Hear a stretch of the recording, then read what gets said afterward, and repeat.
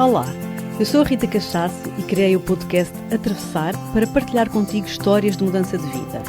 Histórias de pessoas que optaram por atravessar em direção a uma vida mais verdadeira e mais alinhada com os seus dons.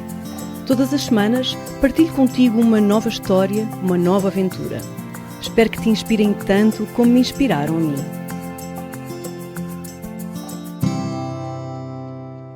Olá, muito bem-vindos a um novo episódio do Atravessar. Hoje estou muito feliz porque tenho aqui à minha frente um convidado muito especial e estou muito honrada dele ter aceito o meu convite em vir aqui partilhar a sua história de vida connosco. É um dos astrólogos mais conhecidos e reconhecidos no nosso país e é uma pessoa muito agradável e muito divertida. Vai ser uma hora de conversa fantástica. José Augusto, muito bem-vindo. Muito obrigado. Eu é que agradeço. É sempre um prazer quando me convidam para alguma coisa e, portanto, fico muito agradecido de teres lembrado de mim. E se a minha história puder ser útil para alguma coisa ou para alguém, melhor ainda. Vai ser com certeza. Os meus ouvintes aqui já perceberam que eu sou apaixonada por astrologia e, portanto, nós hoje vamos certamente ter aqui aqueles apontamentos de astrologuês que de vez em quando aparecem aqui nos episódios. Não tenho como evitar. Faz parte da minha vida. O José Augusto foi um dos meus primeiros professores de astrologia no Kiran, numa escola que aqui também já referi noutro episódio e que marcou tantos de nós, não é, em Portugal, e portanto é mesmo também uma honra, até porque tu, Zé, também fizeste de algum modo parte daquele grupo de pessoas que, sem saber, me foi encaminhando para o meu próprio caminho. Então, por isso, muito obrigada. Obrigado, eu. Mas isso é uma coisa muito interessante, é que muitos de nós, nas mais diversas áreas, vamos sendo importantes para outros, mesmo quando não sabemos isso. E sobretudo quando não sabemos isso. É verdade.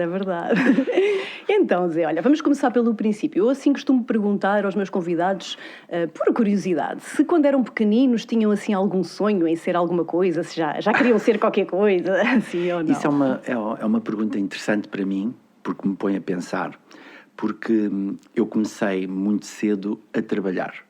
Portanto, entre aspas, brincando, não tive tempo para pensar o que é que queria ser, porque comecei logo a ser. Mas as únicas coisas que eu me lembro em criança de ter ideia de querer ser, de gostar de ser, era carpinteiro e carteiro. Uau! Não sei porquê. Que giro! Claro que eu hoje, olhando para o meu horóscopo, acho que isso me faz algum sentido, mas são as únicas duas coisas que eu me lembro. Carteiro faz sentido, não é? Faz muito. Exato. E eu comecei a trabalhar com 10 anos. Portanto, eu saí da escola primária, na altura que chamava-se assim, fiz 4 anos de escolaridade e a partir daí comecei a trabalhar. E portanto, depois a vida foi acontecendo. Comecei a trabalhar numa loja de venda de roupa em Lisboa. Tu eras de Lisboa? Eu vivia, sim, ali na zona de Carnaxide. Aquilo, na altura, não era como é hoje, claro. Era um bairro de lata. Eu vivia literalmente num bairro de lata. E comecei a trabalhar. E, portanto, saía de casa de manhã, às 8 da manhã. Tinha que apanhar vários transportes para chegar à Baixa de Lisboa. E depois o trabalho acabava às 19h30 e, portanto, eu chegava à casa por volta das 21, não sei, e depois era naquela altura, a seguir ao 25 de Abril, havia manifestações todos os dias, e portanto eu, quando me dava na bolha, ia atrás de uma daquelas manifestações, e portanto a partir dali eu comecei a ficar logo muito em roda livre. E depois, por volta dos 14 anos, comecei a achar que aquilo não era uma profissão para um homem, e então fui-me pôr de metalúrgico. De metalúrgico? Serralheiro, soldador, esse tipo de situações. E depois aí é que comecei, portanto, trabalhei dos 14 aos 18 e nesse espaço de tempo comecei a pensar em estudar de noite. Pronto, depois ainda fiz o ciclo preparatório de noite, em 2 anos, e aí conheci uma professora, minha amiga, que acabou por ter também influência depois no meu processo, porque depois fui trabalhar para as artes gráficas e depois trabalhei nas obras e depois fiz muitos trabalhos. Tu, nessa idade, já tinhas uma experiência de imensas coisas, não é? Já tinhas feito imensa coisa. Já tinha feito. Portanto, e depois fiz o serviço militar, que era obrigatório na altura, correu muito mal, tiveram que me prender e tudo. Foi. Estive preso porque eu vim-me embora, só fazia o que eu queria. E, portanto, aquilo não correu muito bem. Mas acabei por ter experiências muito interessantes nessa prisão, claro. E às vezes, quando eu digo a brincar que estive preso, as pessoas pensam que sou algum criminoso. Não, tive 12 dias preso porque realmente vim-me embora e não... Uau. E estava de serviço. Mas depois viajei para a Suíça como... Pronto, fiz aquele trabalho dos imigrantes, nos restaurantes, nas cozinhas, a servir às mesas, etc. E isso coincidiu também com uma altura, eu já tinha o conhecimento o ensinamento do mestre Omram. Já tinhas alguma... Cá em Portugal, sim, porque eu acho que uma das coisas que nos faz evoluir muito a toda a gente, claro que o principal é a consciência. Eu quero isto, é aquilo para mim, ou vou para ali. Mas outra coisa que nos faz evoluir muito, e que faz parte da nossa evolução, não é que nos faz evoluir, mas que faz parte, é a insatisfação.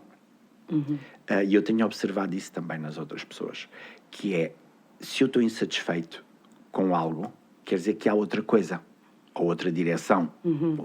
E, portanto, eu não sabia o que é que tinha que fazer, isso nunca me tinha passado pela cabeça, astrólogo muito menos. Depois certamente me irás perguntar essa parte. Exato. Mas eu era muito insatisfeito e era muito revoltado e, portanto, andava sempre à procura. Mas a coisa foi acontecendo, eu nunca tive um propósito tipo, eu quero ser isto, Exato. eu quero chegar ali. Não, eu era muito insatisfeito, eu chegava aos sítios, a meia dúzia de meses fazia o mesmo que os outros que lá estavam há muitos anos e depois ficava sempre aquela insatisfação, aquela revolta, aquela falta de reconhecimento. Pois. E pronto, e continuava, e fui indo. E foste assim procurando e Fui foram procurando acontecendo depois, e as coisas portanto, foram das acontecendo. artes gráficas. Depois então fui para a Suíça, trabalhar nesses restaurantes. Depois lá vivi como permanente na comunidade do Omram. Comecei a viajar também, que foi uma experiência muito interessante. E depois voltei para Portugal, percebi que gostava mais de viver em Portugal. Mas quando vim para Portugal, e ainda vim com a intenção de voltar para a Suíça, porque na altura aquilo eram contratos de 9 meses e depois nós tínhamos que sair 3 meses. E aí aconteceu a primeira coisa, eu estava tudo a correr bem e eu estava outra vez com aquele sentimento de insatisfação. E então fiz pela primeira vez um jejum de 21 dias em França, nesse caminho para Portugal. Foi uma coisa muito interessante que acontece muito na minha vida. Por exemplo, nessa altura eu entrava numa livraria e caíam-me literalmente aquela coisa que às vezes a gente pensa que as pessoas dizem aquilo por brincadeira ou para forçar um bocadinho. Não. Por exemplo, eu estava na livraria e ia para aqueles assuntos esotéricos que me interessavam, espirituais, claro. Mas de repente estava a ver um livro, caía-me um da prateleira sobre jejum. E esse tipo de situações. Pois. E um dia fui jantar com uma amiga minha que tinha acabado de fazer um jejum, não tão longo, mas que tinha feito. E também veio a conversa do jejum. E depois então eu, na livraria, caiu-me aquele livro do jejum. Caiu-te literalmente. Literalmente. E eu cheguei a casa, li e lembro-me que li o livro todo durante uma noite inteira. Tive a noite toda a ler o livro. Pronto, de manhã, claro, devo ter dormitado um pouco. E quando acordei, o livro tinha o contacto do senhor, eu liguei-lhe, era o Alain Sorri, em França, que já partiu, claro. E fiz então o primeiro jejum de 21 dias. Quando cheguei a Portugal, depois desse jejum, comecei a trabalhar porque eu não tinha dinheiro nenhum, o pouco que tinha gastei no jejum. E eu pensei, bom, não tenho dinheiro, eu tenho que trabalhar estes 2 meses que estou aqui. O que é que eu me lembrei? Vou trabalhar para um restaurante vegetariano, pelo menos tenho comida mais saudável, porque tinhas acabado de mais fazer acessível o jejum, e, portanto, a gente não pode comer qualquer coisa. Claro, sentias que o teu corpo precisava de um alimento mais saudável. E hoje eu posso dizer isso. Eu depois fiz vários longos ao longo da vida. Um jejum de 21 dias, por exemplo, muda-nos literalmente a vida toda. Uau. Ao nível físico, claro, e sobretudo ao nível emocional, ao nível astral e mental. Eu creio mesmo que vai às nossas células, que vai ao nosso ADN. E, portanto, uma pessoa que faça 21 dias de jejum nunca mais volta a ser a mesma. Uau. Mesmo que depois tenha retrocessos. Mas há um nível a que não volta. Yeah. E pronto, comecei então nos restaurantes vegetarianos, macrobióticos, Mas isso, etc. na altura, imagino que não haviam assim tantos cá. Já havia alguns? Eu costumo dizer a brincar que já sou tão velho que sou do tempo de tudo.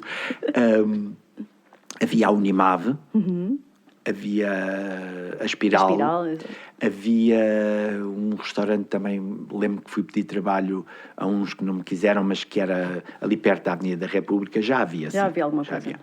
Havia. E então, pronto, andei por aí, depois pensei em ir para a Suíça, mas depois o contrato não foi aprovado, tratei de cavalos, andei a trabalhar nas obras, na eletricidade, a subir aos postos, portanto fiz todo esse tipo de trabalhos, e então aí aconteceu outra coisa interessante, que depois foi muito importante, porque foi o primeiro trabalho desses todos que eu fiz, onde eu me comecei a sentir bem, e que já foi muito gratificante, e é interessante, porque não só foi gratificante, que eu já gostava daquilo, e comecei a sentir-me reconhecido, comecei a ganhar dinheiro. E que foi o que me permitiu depois também fazer o curso de astrologia e tudo isso.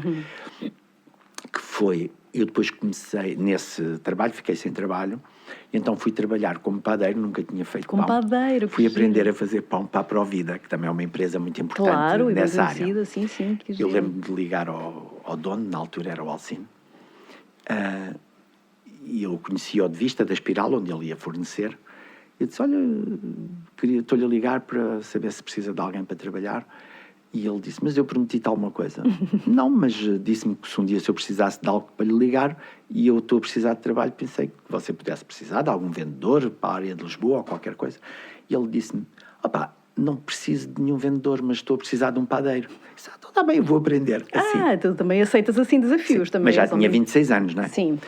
Assim, ok, pronto. E então fui para lá viver, para aquela aldeia, para trabalhar lá, com a companheira que eu tinha na altura, e comecei a aprender a fazer pão. Isso é uma riqueza, não é? E esse trabalho foi muito, muito interessante. E depois de já estar a fazer pão, aprendi e comecei a fazer aquele pão integral, pão de fermentação lenta, tudo isso. Que agora está muito na moda, mas na altura não havia, mas era assim que a gente fazia o pão. E um dia ele comprou um forno elétrico novo, porque o forno ainda era a lenha, e ele disse, Zé, sei que sabes fazer umas empadas e a gente precisa de dinamizar o forno. Bom, resumindo e concluindo, comecei a fazer como experiência umas empadas vegetarianas de seitã e depois umas de algas. Uau! Só que aquilo começou a ter tanto sucesso que era preciso fazer cada vez mais. E depois criei umas de maçã, criei umas de tofu, criei umas de cogumelos, e que eu próprio criei, porque aquelas duas primeiras criei, mas no fundo eu já tinha visto fazer alguma coisa parecida e dei-lhe o meu toque, mas já não era propriamente... E dá hoje em dia, não é? Essas empadas da Provida? E portanto eu cheguei a um ponto que comecei a fazer... cheguei a fazer 2.500 empadas por dia. Caramba, uau! Que iam para o país inteiro. E foi também um desafio muito interessante, porque na altura eu comecei também a estar um bocadinho... a criar tensão com a patroa, porque eu saía do meu trabalho, acabava o trabalho do pão e depois aqui ia fazer aquilo. E depois eu queria fazer aquilo à minha maneira, tudo como deve ser, porque era eu que as tinha criado, e a patroa, na melhor das intenções, como é óbvio, queria-se ir pôr-me a ajudar para eu me despachar mais depressa, mas não fazia aquilo lá segundo os meus critérios. E um dia, do nada, é claro que hoje, astrologicamente, nós percebemos, eu estava com o Urano no meio do céu, imagina tu. E sem ter qualquer ambição, nem de ser patrão, nem de trabalhar por minha conta. Eu só queria era ver-me livre da senhora, coitada, que é uma ótima pessoa, que nunca me fez mal nenhum, que era a Cesaltina, que era a mulher dele. Mas estavas no mundo uraniano. Exato. E eu então um dia disse, ouça lá, vocês não querem que eu faça isto por minha conta? Eu queria era me ver livre dela. E ela disse, não, depois fico sem padeiro. Pronto, assim.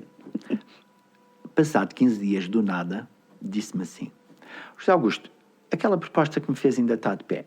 Eu assim, tá, vá falar com o meu marido. Pronto, até hoje nunca mais tive patrões. E isto coincidiu, é muito interessante, porque esse trabalhar por minha conta permitia-me, eu trabalhava muito, e ganhava dinheiro, para aquela altura era muito bom, E permitiu-me comprar carro, permitiu-me ir fazer o curso de astrologia ao Kiran, permitiu-me fazer esse tipo... E mesmo eu trabalhando muito, permitia-me, por exemplo, interromper o trabalho, ir fazer as aulas, voltar e depois começar a fazer astrologia também. Ok. Então, e quando é que surgiu o bichinho da astrologia? Já tinhas nessa altura? Sim, já tinha, e é outra história. Eu fui a primeira vez ao astrólogo com 23 anos, antes dessa ida para a Suíça. Fui, na altura, era o Paulo Cardoso. Eu não conhecia, mas sabia que ele era astrólogo, porque aparecia muito na televisão. E foi essa minha amiga, que tinha sido minha professora. Eu não sabia, na altura, tinha um problema na minha vida para resolver, e também não sabia se havia de ir para a Suíça, se não. Estava numa fase de muita insatisfação. E lembro-me dela me dizer assim, porquê é que não vais ao Paulo Cardoso? E eu, como ele aparecia na televisão, eu disse, astrólogo? E ela diz-me, sim, vais lá, tens uma conversa com o senhor, pode ser que seja útil. Mas aquilo para mim era a última coisa, ir ao astrólogo. Eu lembro-me de parar o carro à porta da casa dele, onde ele recebia, e pensar, que eu cheguei, agora vou ao astrólogo. Sério? Mas a verdade é que fui, e aquilo fez-me muito sentido.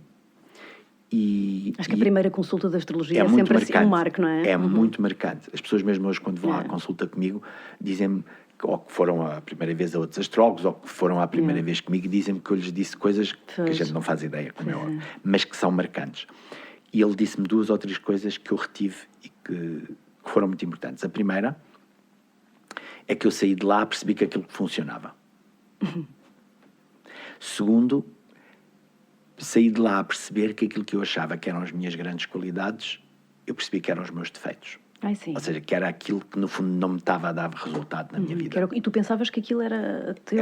Era o meu orgulho, a minha... Portanto, era o meu padrão de comportamento que eu achava ótimo. E claro, disse-me 2 ou 3 coisas importantes, como sobre o trabalho, que era a coisa que eu andava sempre à procura. Ele disse-me, eu sei que tudo isto que eu lhe estou a dizer é muito vago, mas você vai chegar a uma altura na sua vida, vai perceber porque é que andou a fazer estes trabalhos todos. E na sua vida, as coisas depois vai ter fases melhores e, isto aqui nas relações vai ser sempre um bocadinho complicado, mas disse-me assim... Tinhas 20 e poucos anos, não é? 23, imagina. Pois.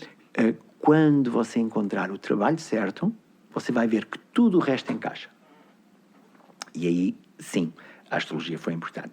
E depois o segundo episódio com a astrologia, mas isto é preciso... Eu nunca pensei ser astrólogo, nunca me passou pela cabeça ser astrólogo. Isso não era uma possibilidade para mim, na minha vida, nem um desejo, mesmo quando comecei a estudar. Porque eu depois, passado 6 ou 7 anos deste episódio, portanto aí já tinha uns 29 anos, fui então a mesma pessoa. Eu tinha-me separado, portanto já fazia as empadas vegetarianas, já era padeiro, tudo isso. E essa mesma amiga disse-me assim, está aí agora uma que dizem que é muito boa, que é a Flávia. A Flávia Monsaraz, Maria Flávia de Monsaraz. E então, eu lá fui. Já agora, quanto a este episódio, meti uma mentira. Na altura ela era muito difícil acesso. Marcava consultas para passar de sei lá quanto tempo, meses. E lembro-me de telefonar para lá, era um número fixo. E a pessoa que me atendeu disse-me, mas isso não é assim, o senhor tem que ficar numa lista de espera. E depois a gente chama e tem a consulta. E eu, não sei, sabes, aquelas coisas, eu nem sou nada mentiroso. E eu disse, minha senhora, mas isso não pode ser, eu já ando a ligar para aí há 2 ou 3 anos seguidos. Dizem sempre para ficar numa lista de espera, nunca me põem em lista de espera nenhuma, eu nunca vou ter consulta. eu não sei se alguma vez contei isto. E ela disse-me assim, o quê? Que agora sei quem era, a Margarida, que também é uma grande astróloga e que também foi minha professora. A Margarida Amar, mas na altura também fazia lá trabalho de atendimento. E ela disse-me, nem sei se alguma vez lhe disse, Margarida, menti. E ela disse, o quê? Há 2 ou 3 anos que anda a ligar para aqui, nunca ninguém o marcou. Vou já passar à secretária da Flávia. Então lá me passou e lá marquei, passado 3 ou 4 meses, não sei. Sei que era novembro de 1992. Uau. Eu fui à consulta com a Flávia. Aquilo correu super mal. Foi? Péssimo. Mal no sentido de discutimos horrores. Não posso, que engraçado. Juro. Tivemos 3 horas. A bater bolas. Tu já tinhas algum conhecimento ou não? Ou foste, Não. Só tinhas tido aquela Nada, experiência nada, da exato. primeira consulta? E tinha lido uma vez um livro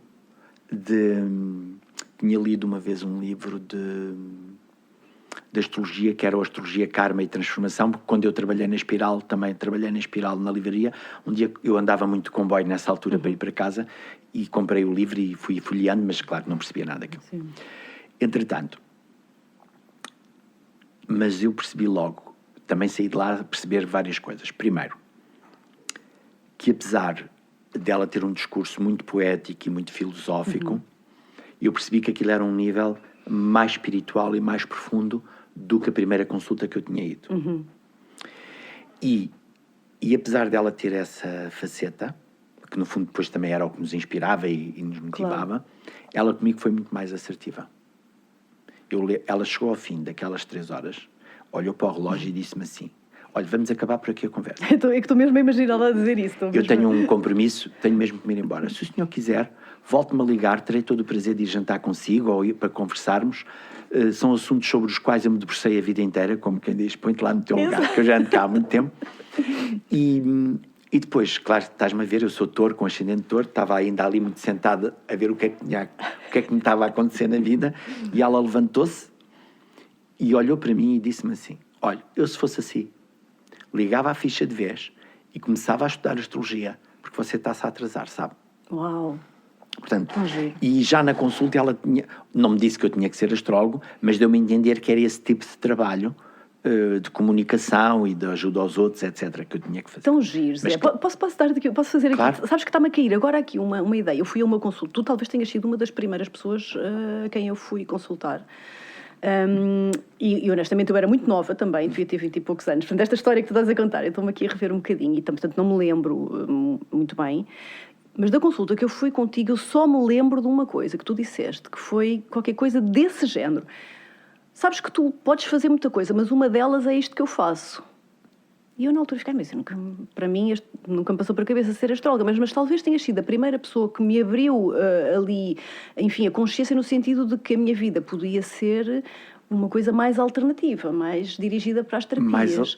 Mais alternativa, eu não me lembro do teu mapa. E na altura estava a estudar. Mas se eu disse, pode ser mais alternativa ou no sentido da pessoa trabalhar com o outro, seja como professor de yoga, seja como terapeuta, seja como psicólogo, seja como astrólogo. Exatamente. Porque eu, por exemplo, no meu caso como astrólogo, às vezes até há umas que são diretas, mas na maior parte dos casos eu não vejo o detalhe. Claro. Há milhares de profissões, sei lá o que a pessoa tem de fazer. Agora, a direção e o propósito, isso é suposto a gente ver. E isso ela deu-me. Mas essa parte não me encaixou, claro. Não. Nada disso. Eu sou muito teimoso e, portanto, ainda fui estudar de noite, para tentar estudar mais. E tive estudar outros assuntos. Estudar para a escola, para tentar fazer o 10º ano, etc. Portanto, eu só tinha o equivalente ao 9º ano. E, entretanto, e tinha-me separado, portanto, também estava sozinho e tinha aquela concentração no trabalho. E lembro-me, porque isto também responde, eu penso a algumas das coisas que tu me queres perguntar. Porque eu, na realidade, acho que se nós estivermos atentos aos sinais e nos rendermos à vida, ela guia-nos. Por exemplo, a primeira aula que eu fui para esse curso era uma aula de filosofia. Havia várias matérias, português, história, sei lá. E a primeira era de filosofia. E o senhor começou a falar, o professor começou a dar a aula, e eu lembro-me de estar a ouvir aquilo tudo. E eu pensei assim, mas o que é que eu estou aqui a fazer? Eu estou lixado. Ou vou ter que estar a ouvir isto o ano inteiro, porque o homem é isto que tem que ensinar para eu poder passar de ano, ou vou estar aqui a discutir com ele o ano todo, também não faz sentido, não tenho nada que estar aqui. E nisto, quando eu estava com este pensamento, toca a campainha e acabou a aula. E eu aí pensei, ou vou-me embora. Pois. E já não fui a mais aula nenhuma daquela noite. E então, no dia seguinte, fui-me inscrever ao Quirón. Que giro. E comecei a fazer as aulas, então, com a Flávia do primeiro ano. Aquele primeiro ano da Maria Flávia. E aí deu-se uma coisa mágica. Aliás, há muitos astrólogos que estão hoje na praça, e bem, que eram desse ano. Ela estava numa altura fabulosa, numa espécie de auge. As aulas dela demoravam 3 horas, E aconteceu outra magia. Era aquela sala, aquilo era 60, 70 pessoas, num espaço mínimo, a gente sentava-se todos no chão. Ela, para ir para o sítio onde nos dava aula, tinha que passar pelo meio de nós. Era aquele que era da Lapa. Era. Ainda me recordo Na dessa Lapa. sala. E aí aconteceu outra magia, que foi... Era como se eu soubesse aquilo tudo. Claro que eu não sabia, nunca tinha estudado astrologia. Era como se eu soubesse aquilo tudo. Aquilo tudo... a imagem que eu tenho, aliás, isso eu já contei, era como se aquilo fosse uma biblioteca, montes de livros, ela falava e eu arrumava aqueles livros todos no sítio. É espetacular. Tudo me fazia sentido. Espetacular.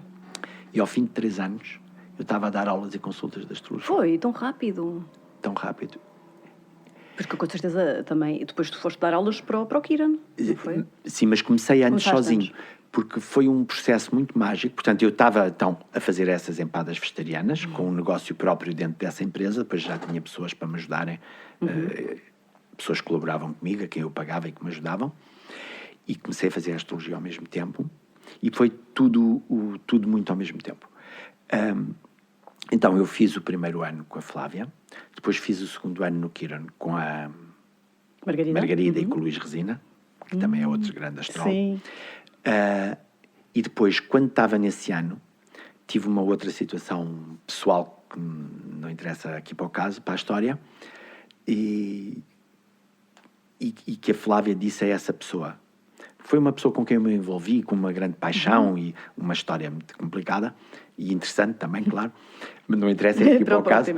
E ela então disse assim, então já que esse teu amigo está tão interessado em estudar astrologia, ele se inscreva no meu 4º ano. E então eu fiz o primeiro ano, o segundo, e depois no terceiro inscrevi-me no 3º e no 4º ano. Mas isto sem me passar pela cabeça de ser astrólogo algum dia. Pois. Claro que eu reparava que havia muitos colegas meus que já gostavam de ficar na minha mesa para me ouvirem. Eu comecei a fazer, sabes como é que é a astrologia? A gente parece que leva com um martelo na cabeça, porque tudo aquilo é tão revelador, faz tanto sentido. Claro. Então eu fazia os horóscopos à patroa, aos empregados, aos colegas, às mulheres deles, aos maridos delas. Pronto. E não sei se foi nessa altura, se não. Eu penso que foi isso. Não tenho a certeza. Mas eu, na altura, tinha uma namorada que conhecia imensa gente. Tinha muitos amigos, fazia muitas festas. Claro que eu agora percebo, ela tinha lua em balança no meio do céu. Conhecia muita gente. E eu comecei, a uma certa altura, a perceber que passava as festas todas fechado num quarto a fazer horóscopos aos amigos dela. Porque ela pedia-me, Zé, vem cá, fulano tal, ele está tão mal, está-se a divorciar, coitado, não sei o quê. Depois, na festa seguinte, vem cá a Maria, coitada, está a filha dela. Eu disse, mas eu não sou astrólogo.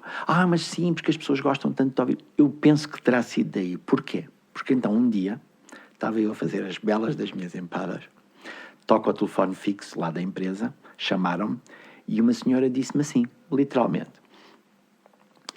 olha, eu sou fulana tal, vou abrir um espaço em Sintra com uma ervanária e com um espaço para consultas e gostava que o senhor viesse para cá dar consultas. Que giro. É por um convite, assim. Sim. E eu assim, consultas de astrologia, minha senhora, deve haver um equívoco qualquer porque eu não sou astrólogo. Não estavas ainda sequer a realizar, que giro. E ela disse-me assim, não é astrólogo? Mas tanta gente me tem falado de si. Por isso é que eu penso que terá sido desse núcleo. Porque essa minha amiga namorada vivia em Sintra e era... Penso que... Bom, e aí, claro, que já havia toda uma série de... A gente depois começa a perceber pelo próprio mapa, pela própria vida. Pronto, e então eu aí decidi, ok, então eu vou ir falar consigo. Pronto. E combinei com ela então, eu tinha 2 dias de folga e nesse dia, um dos dias, comecei a ir fazer consultas lá à senhora. Agora... Repara, outra coisa interessante. Fui então falar com a Paula Chambel, que era outra astróloga. Também outra astróloga bastante também lá do Kiran e também conhecida e também do Kiran, e que me apoiou imenso. Tinha não só muita confiança em... Aí penso que ela também teve um papel importante, porque ela empurrava-me um bocadinho. Estava sempre a apoiar-me. E eu fui ter com ela e disse, olha, aconteceu isto, vou começar a dar consultas. E ela disse, sim, boa, quantos mais formos melhor. Deu-me também alguns conselhos e disse, e se precisares de ajuda, pede, nunca tenhas vergonha de pedir ajuda. Eu disse, peço ajuda a quem? Ela disse, pedes-me a mim, pedes à Flávia. E então, ou seja, a ideia dela era estar disposta para me ajudar no sentido, antes de eu ir fazer uma consulta de astrologia, poder trocar impressões sobre o mapa da pessoa. Sobre aquele mapa. Uhum. Então, no primeiro dia que eu combinei, eu que já fazia consultas e que nunca tinha problema nenhum e tinha, portanto, confiança, porque aquilo não me passava pela cabeça ser astrólogo, no primeiro dia que fui fazer então a consulta a cobrar dinheiro, que eu considero que é quando comecei como profissional, foi em 96, agosto de 96, no primeiro dia, claro, que ia para fazer essa consulta, claro que ela estava de férias, não podia pedir ajuda nenhuma, era agosto, e então, eu que fazia aquilo lindamente, ainda hoje uso o mesmo método. Eu não preparo nada, não estudo nada. É o que vem na altura. Mas eu acho que foi uma espécie de prova e de iniciação ao mesmo tempo. Já havia computadores, já se fazia o mapa no computador. Eu ainda aprendi a fazer à mão. Ainda aprendeste? Uau. Ainda aprendi a fazer à mão. Mas já havia computadores. Eu fiz o mapa, olhei para aquilo, eu não sabia nada. Deu-te um bloqueio, foi? Completo, total. Era como se eu olhasse para um plano de arquitetura ou de eletricidade ou de outra coisa. Nada. Que engraçado. Eu assim, o que é que eu vou fazer à minha vida? O homem está à minha espera. Agora o que é que eu faço? Então imprimi e meti-me no carro e fui para Sintra. Eu morava já em Mafra. E fui a pedir ajuda a tudo quanto era santo, tudo quanto era mestre que eu conhecia e que não conhecia. E fui. Cheguei lá, parei o carro, fiz uma meditação de meia hora debaixo de uma árvore, que foi onde estacionei o carro, e saí e fui fazer a consulta. Não deve ter sido má, porque o senhor, passado 15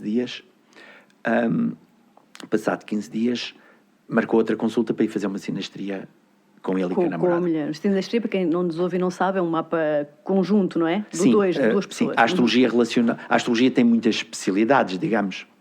A astrologia tem muitas especialidades, tem muitas áreas. E uma delas é a astrologia relacional. E nós, na astrologia relacional, temos como sabes, três coisas fundamentais que nos guiam. Uma é o que nós podemos chamar o padrão básico de relacionamento. Ou seja, no teu mapa, no meu mapa, nós vemos qual é o nosso padrão básico de relação. Que depois tem especificidades com os filhos, ou com os pais, ou com os patrões, ou com os empregados, ou com os amantes, ou com as namoradas, enfim. Depois temos a sinastria propriamente dita, que compara um mapa um com o outro, para vermos as áreas onde nós temos mais harmonia e mais conflito e mais tensão, etc. E depois temos o composto, que é um mapa da relação que nos permite ver o objetivo da relação, etc. Exato.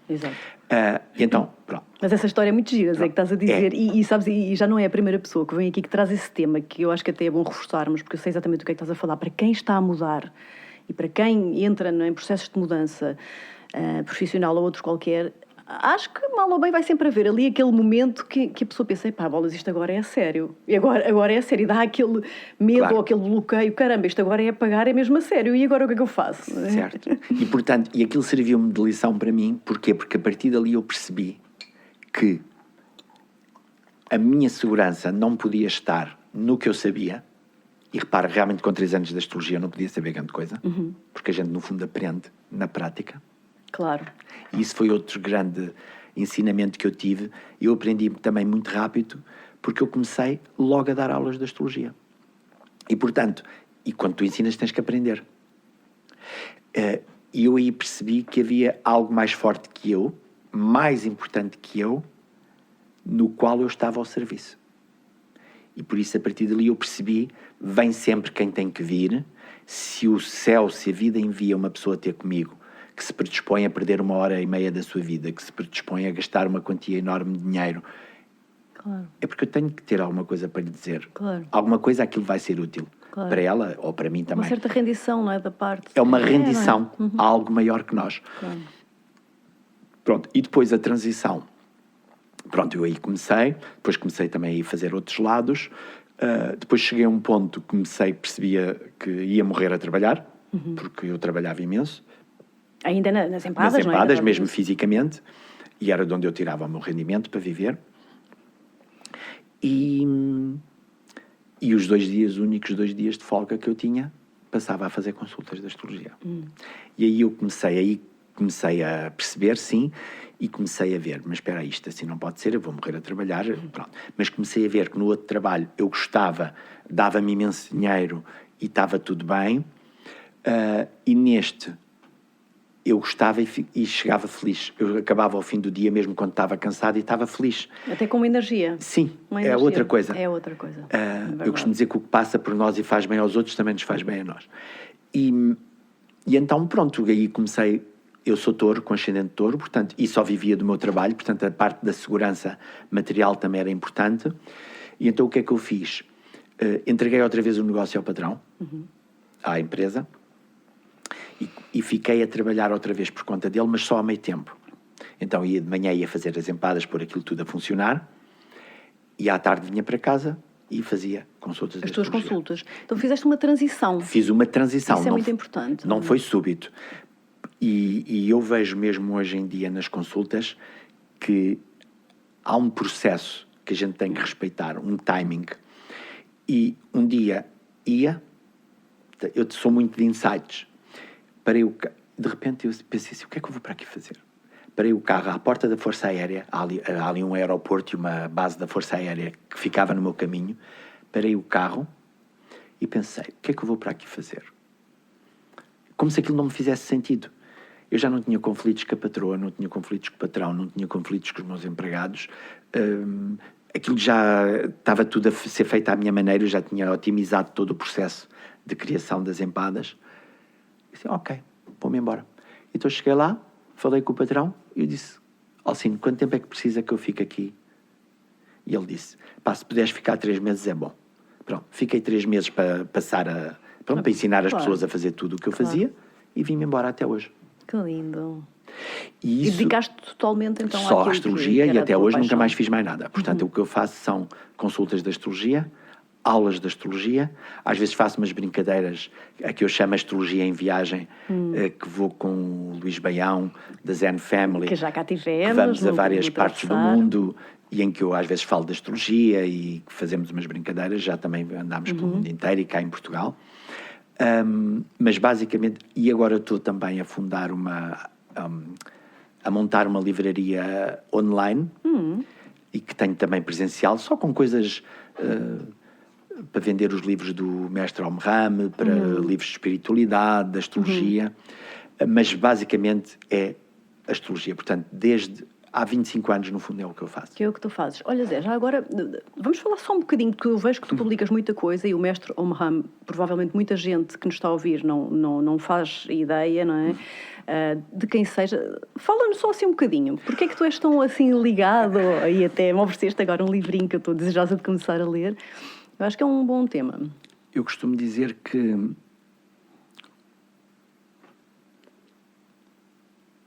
o mestre Omram é que salvou a minha vida. Não que me tenha salvo de nada, mas porque ele tem todo um ensinamento, que no fundo é um ensinamento de luz, que vai desde como comer, como respirar, como beber, como amar, como fazer sexo, e em que junta tudo, em que se serve da física, da química, das leis da natureza, da religião, de todas as religiões, da cabala, da astrologia, em que se serve de tudo para explicar o essencial. E então, foi com esse ensinamento, quando comecei a ler os livros dele e as palestras dele, que na altura eram publicadas em Portugal em folhas datilografadas A4, estes livros como esse que eu te ofereci hoje, que saiu ontem em português, eles na altura, quem trouxe esse ensinamento para Portugal, traduziam e editavam em folhas assim. Portanto, eu quando li a primeira palestra dele, a primeira conferência dele tirada destes livros, eu devia ter também para aí 18 anos, portanto eu não acreditava em coisa absolutamente nenhuma. E aquilo, eu tinha até uma certa... Tudo o que era religião, para mim me fazia confusão, só que aquilo era tudo... E só aquele ato dele começar as palestras, as conferências a dizer: meus queridos irmãos e irmãs, ele nunca escreveu livro nenhum, estes 32 volumes das obras completas, há mais de 7.000 conferências em vídeos, em tudo, à medida que foram aparecendo as coisas, começou a haver.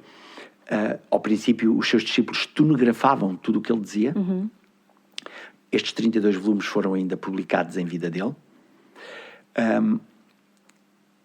Aquilo fazia-me tanto sentido, era tudo tão inteligente. E então, as minhas grandes orientações foram o mestre Omram, quando eu comecei a aceitar a reencarnação, quando comecei a perceber que então eu tinha uma responsabilidade na minha vida, não era por acaso que tinha nascido neste país, não é por acaso que tive este pai, não é por acaso que tive esta mãe. Nós começamos a perceber que há um sentido, que há uma lógica, nós não andamos aqui perdidos. Mesmo as coisas difíceis que nos acontecem têm um propósito. Claro. E depois foi a astrologia no sentido pessoal, no sentido criativo, no sentido de eu perceber a minha orientação, quer em termos psicológicos, da minha transformação psicológica, quer em termos pessoais de eu orientar-me. Agora, em termos da vida em geral, dar sentido à vida, foi o ensinamento do mestre Omram. E é muito interessante. Eu não te pergunto ingenuamente, porque acho que tu publicas muitas vezes, não diariamente, penso eu, diariamente publicas um pensamento. E há dias, sabes, é que eu leio aquilo e parece que parece que foi escrito para mim. Estás a ver isso? Eu trouxe este tema precisamente porque quero que as pessoas te sigam, porque hoje em dia nós temos tanta informação diária de lixo a chegar-nos, que é uma bênção quando a gente abre uma rede social e vê uma luzinha, sabes? E então... Eu, quando estou mais atento, eu confesso que nem todos os dias faço meditação, nem todos os dias estou atento, mas quando estou atento, reparo que tudo o que me acontece durante o dia, se nós estivermos atentos, há algo, normalmente o principal, que está relacionado com aquele pensamento. Agora repara a magia disto. O mestre Omram viveu de 1900 a 1986. Partiu no dia de Natal, a 25 de dezembro de 86. Portanto, todos estes pensamentos que nós chamamos pensamentos cotidianos, aquilo é escolhido, toda a obra dele, editada em livro e sem ser editada, tem que ter pelo menos um parágrafo e tem que fazer um sentido só por si. Então aquilo é escolhido com 3, 4 anos de antecedência, porque depois é traduzido nas mais diversas línguas e publicado em livro, e agora a gente publica também, mas...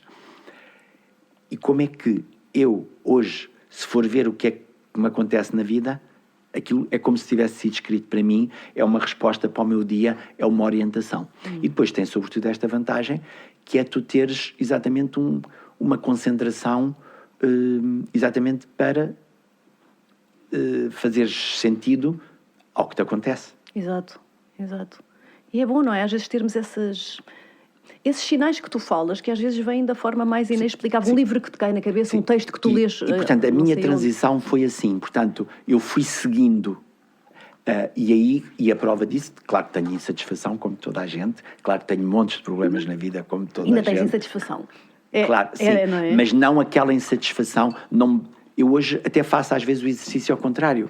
O que é que eu podia fazer hoje? Nada. E por isso, é isso que eu aconselho nas minhas consultas. Porque muita gente está insatisfeita e quer mudar, e outra pessoa, e às vezes mudam sem ser para mudar e vice-versa, estão a aguentar coisas que não têm que mudar. Então aquilo que me guia na orientação é: aconselho sempre as pessoas a saírem pelas boas razões, nunca pelas más. Por exemplo? O que é que são as boas razões? É tu teres uma coisa melhor para ir fazer. Uma coisa que te dá mais prazer, ou que te dá mais satisfação, ou que fica mais perto de casa, ou que te permite ser mais feliz de alguma maneira. Claro. O que é que são as más razões? Estou farto disto, vou-me embora. Estou zangado. Estou zangado. Então a gente sabe que nunca dá bom resultado. Porque quer dizer que não aprendeste ali a lição. Porque eu cheguei à conclusão que a vida tem 2 características. É muito cruel e é muito magnânimo. Não é cruel porque nos queira fazer mal. É cruel porque ela é regida segundo leis implacáveis, rigorosas. Não é implacáveis, rigorosas. Então, enquanto a gente não aprende a lição, ela põe-nos a repeti-la. E nós percebemos isso. Tu não percebes o que é que tens que aprender nesta relação. A pessoa que te aparece a seguir é igual. Ou um bocadinho pior. Exato. Se saíste antes de tempo, se não percebeste. Ou o contrário também é verdade. Se eu já percebi e não saio daqui. Quer Isso dizer, é muito interessante. e se eu já percebi e saio, a pessoa que vem a seguir, claro que é um espelho melhor. E também porque é um espelho melhor, vai-me permitir ver mais um pontinho negro e mais uma borbulhinha, Claro. que na relação anterior a gente não Claro. via. E assim se vai fazendo a evolução. Isso é muito interessante, Zé, o que tu estás a dizer, a trazer. No fundo, o que nós temos que estar é atentos, exatamente como tu dizias, aos sinais. Claro. E as pessoas normalmente, muitas vezes, outra coisa que me dizem muito nas consultas: José Augusto, às vezes dizem mesmo assim diretamente: José Augusto, diga-me qual é a minha missão. Que giro, olha, sabes que eu hoje vinha no carro e eu deixo sempre estes podcasts assim, o mais espontâneo possível, porque cada pessoa é uma pessoa e tento nem trazer quase nada planeado, mas vinha-me assim a martelar a pergunta: missão, propósito. Exato. E agora, olha, tu falaste pessoas disso, é perguntam-me, incrível. qual é a minha missão? Claro que esta pergunta pressupõe, se eu souber qual é a minha missão, é para ali que eu vou. E eu costumo dizer, a brincar também, claro que depois tento orientar a pessoa, mas costumo responder assim: se não sabe qual é a sua missão, não tem missão nenhuma. Porque uma missão é algo que alguém nos deixa, algo que alguém nos manda fazer. Certo? Então, se eu não sei qual é a minha missão, não tenho. Então eu tenho é que me ocupar, é isso que eu lhes digo, não se preocupe com a missão, preocupe-se com o que é que está a impedir que lhe ponham a missão à frente. Ou seja, isso que nós chamamos, que as pessoas chamam missão, esse propósito de vida, é um propósito que tem que me aparecer. É um processo, não é um propósito que eu tenho e que me tira da insatisfação onde eu estou. Que é isso que as pessoas veem. Ou seja, motivado de quê? Pelo ego, pelo desejo de ser famoso ou pelo desejo daquilo que eles acham que vai ser bom. Claro. Por exemplo, no meu caso, eu nunca quis ser astrólogo, nunca me passou isso pela bolha, mas eu hoje, pelo menos, tenho essa pretensão, não é? Eu acredito que era realmente isto que a vida queria que eu fizesse. Então, tudo bem. Então, aí eu posso estar ao serviço desse propósito, posso estar a responder à minha vocação, portanto, é algo interior, não é algo que vem de fora que o astrólogo me vai dizer que eu tenho que fazer. E aí, a pessoa está a fazer o melhor que pode, o melhor que sabe, está a fazer o máximo que é e está no sítio certo, está bom. Ou seja, no fundo, a pessoa tem que respeitar os sinais exteriores e ouvir a sua voz interior. Porque não é ninguém de fora que te vai poder dizer o que é que é o teu propósito, não é? E, por exemplo, imagina, vamos agora a acreditar que sim. Tu foste a uma consulta comigo e eu disse-te, se calhar é uma coisa destas que tem que fazer. Tu agora retens isso, mas na altura, se não estava na altura ou se ainda não estás lá, aquilo não te diz nada. Claro, não, exatamente. E mais tarde, anos, como quando eu fui a primeira vez ao Paulo. Claro. Depois, mais tarde, claro que percebi. E assim sucessivamente. Portanto, as pessoas têm que perceber que a vida é inteligente, é organizada. Há uma ordem. E é evolutiva. Há uma ordem evolutiva que rege a vida e, portanto, o universo. Por exemplo, hoje está muito na moda, as pessoas dizem muito: o universo quer, o universo não quer. O universo não quer nada. O universo é uma caixa de ressonância. O universo é o que nos devolve. É este teatro onde nós vivemos a peça que alguém escreveu. Mesmo que seja a nossa dimensão superior. E é esse propósito que a gente tem que se render. Vou-me render a quem? Ao pai, ao patrão, ao astrólogo. Eles não são necessariamente melhores que nós e, sobretudo, não sabem necessariamente o que é melhor para nós. Claro. Por isso, eu acho que é essa rendição, é essa dimensão interior, é essa dimensão espiritual, no fundo, é esse propósito de vida. E aí é que a coisa começa a fazer sentido. E aí, claro que nós não viramos felizes, tontos, saltitantes de um dia para o outro, mas, por exemplo, desespero nunca mais temos. Não podemos ter, porque sabemos que mesmo... E aí a astrologia dá uma ajuda preciosa. Mesmo. E, na minha opinião, onde a astrologia ajuda mais é com o diagnóstico, porque a gente percebe esse propósito, mesmo que não seja muito... Depende também da capacidade do astrólogo e da sensibilidade, mas respeitando o livre-arbítrio da pessoa, há uma indicação. Como eu digo, mesmo que eu não diga coisas muito concretas, eu não posso mandar a pessoa para norte se o destino dela é para sul. Aí estamos errados. Agora, se eu a mandar para sul, depois quando chegar lá ao Alentejo ou ao Marrocos, logo vê melhor o detalhe. O quão para sul é. E é o timing.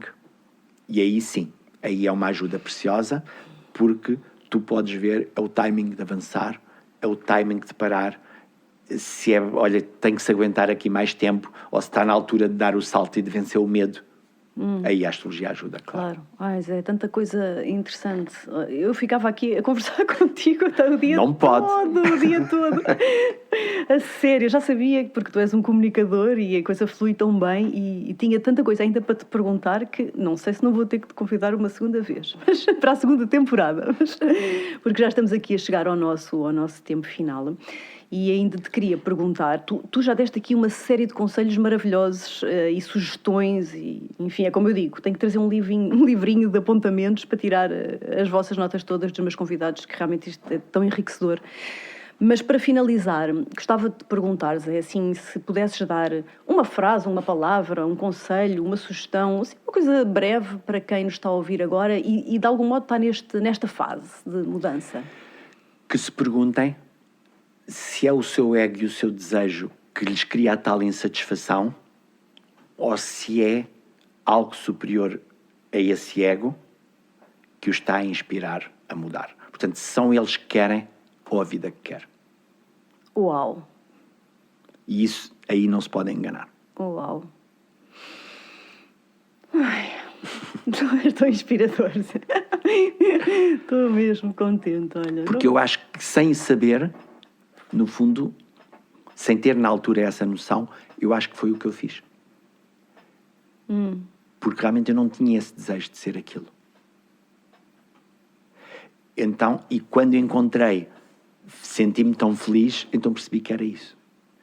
Claro que eu tinha a tal insatisfação, o tal desejo de ser alguém, o tal desejo de ser reconhecido, claro que isso que eu tinha. Eu tenho ego, não é? Como eu digo a brincar, quem não tem ego é uma alforreca, uma folha de alface. Claro, o ego permite-nos, não é, ser funcionais. E andar, mas não pode ser ele a mandar. Ele é importante. Claro que me dá satisfação se eu acabo uma consulta e a pessoa gosta. Se encontro uma pessoa passada que foi há 15 anos à consulta e aquilo que eu lhe disse ajudou de alguma maneira. Como eu. Mas não pode ser ele a mandar. Portanto, as pessoas permitirem-se de algum modo sentir, silenciarem-se para perceber isso. Certo. Não é? E a gente percebe. E estarem atentos à repetição. À repetição. Porque é outra coisa que eu constato muito nas consultas, a minha dificuldade em explicar muitas vezes isto, sobretudo às pessoas que estão muito mais presas a isso. Eu compreendo a dor delas e aí tenho muita dificuldade, que é, por exemplo, as pessoas devolvem muitas vezes isso, tipo assim, se Augusto, mas não pode ser. Porque, por exemplo, um problema com o chefe. Imagina um chefe que é marreta, que é estúpido, ou que é opressor, ou que é incompetente. Muitas vezes as pessoas dizem-me assim, se Augusto não pode ser, porque ele é mal educado com toda a gente. Portanto, não é um problema meu. E eu tenho dificuldade em explicar que, mas é você que está naquele trabalho. Ele é seu chefe, não é meu. Ou seja, quando a gente percebe o que é que aquele chefe nos está a querer ensinar, mesmo sem ele saber, o que é que a vida nos está a querer ensinar com aquele chefe, ou o chefe morre, ou é promovido, ou é despromovido, ou sai dali, ou a vida dá-me a possibilidade de eu ir para um sítio melhor, com um chefe impecável, ou passe eu a ser o chefe. E é isso que é difícil as pessoas perceberem. Não é fácil, é verdade. Ou seja, isto leva-nos a outra questão, mas isso é outra conversa, que é a responsabilidade. Sairmos da culpa, deixar de culpar o outro, a vida, o mundo, e assumirmos a responsabilidade, sem nos culparmos também, senão ficamos na mesma, não é? Pois é. Responsabilidade. Então porquê é que eu sou responsável pela minha vida? Então porquê é que eu estou aqui? E aí se a pessoa percebe que esteve num sítio que tinha este problema, vai para outro sítio que tem aquele problema, que uns pode ser falta de dinheiro, outro. E por exemplo, mesmo isto com o chefe, as pessoas veem tudo muito também linearmente. Porque eu posso atrair aquele chefe, para certas pessoas pode ser para aprender a humildar-me e a perceber que ele é que é o chefe. E, portanto, não tenho que estar a dar habitados, se não estou bem, mudo-me.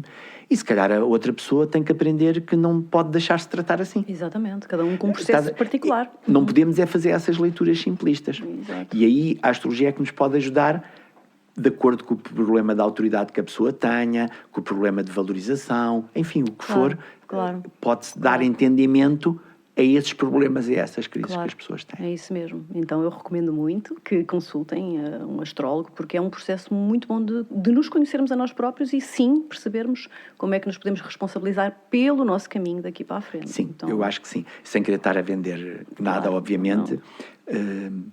Mas eu acho que ninguém pode dar nada que não tenha. Isso não existe.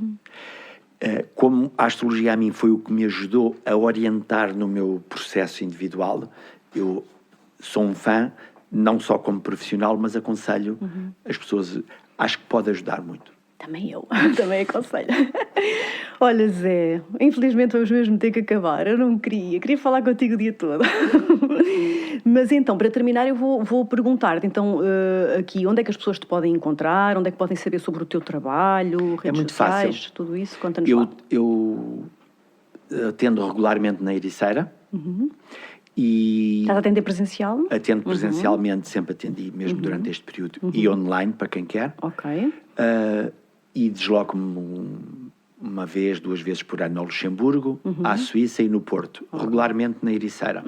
E online.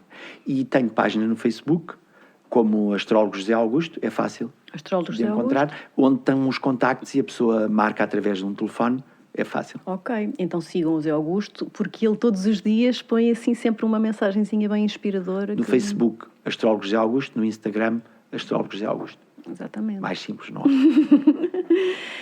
Olha, Zé, foi mesmo um prazer. Obrigado, o prazer foi meu. E uma honra ter-te aqui. Muito obrigada. Muito obrigado. Obrigada por tudo. Então, obrigada a todos por nos terem ouvido uma vez mais aqui neste atravessar que foi tão inspirador para mim. Espero que tenha sido também para vocês. E para a semana voltamos com um novo episódio. Até lá!